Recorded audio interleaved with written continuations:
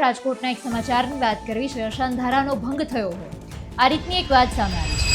સ્થાનિકોએ એવું જણાવ્યું કે ગેર હિન્દુઓને મકાન આપી દેવાનો એ જે પ્રશ્ન છે તેનાથી તેઓ પરેશાન થયા છે।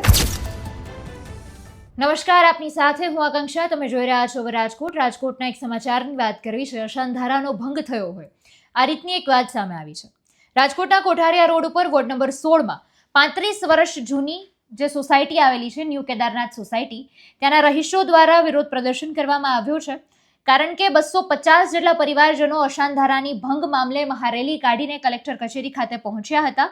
જે સમયે સ્થાનિકોએ એવું જણાવ્યું કે ગેર હિન્દુઓને મકાન આપી દેવાનો એ જે પ્રશ્ન છે તેનાથી તેઓ પરેશાન થયા છે અને તેના કારણે તેઓએ આ રેલીનું આયોજન કર્યું હતું ને કલેક્ટર કચેરી ખાતે પહોંચ્યા હતા। સમગ્ર મુદ્દાને લઈને પ્રતિક્રિયા સામે આવી છે, તો તેને સાંભળીએ। મારું નામ રવિ સિદ્ધપરા છે। ન્યૂ કેદારનાથ સોસાયટી, સૂર્યોદય સોસાયટી અને ભોજલરામ સોસાયટીમાંથી આશરે 350 થી 400 લોકો છે એ બાઇક રેલી સ્વરૂપે પોલીસ કમિશનર સાહેબની પૂર્વ મંજૂરીથી રેલી કાઢી અને કલેક્ટરશ્રીને આવેદનપત્ર દેવા માટે આવ્યા હતા।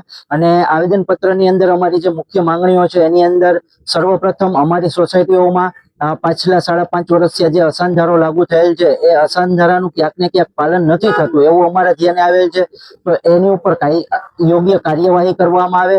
સાથે સાથે તો કે ભાઈ જે કંઈ પણ આવા મકાનોની લેવેચ થઈ છે એની ઉપર યોગ્ય કાર્યવાહી કરી અને જે કંઈ પણ કાયદાકીય પગલાઓ છે લેવામાં આવે।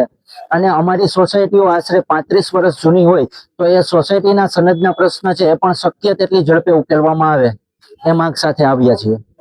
આ રીતે અત્યારે મેટર સામે આવી છે। આવનારા સમયમાં ખબર પડશે કે આ મુદ્દો નવો શું વળાંક લે છે। નમસ્કાર।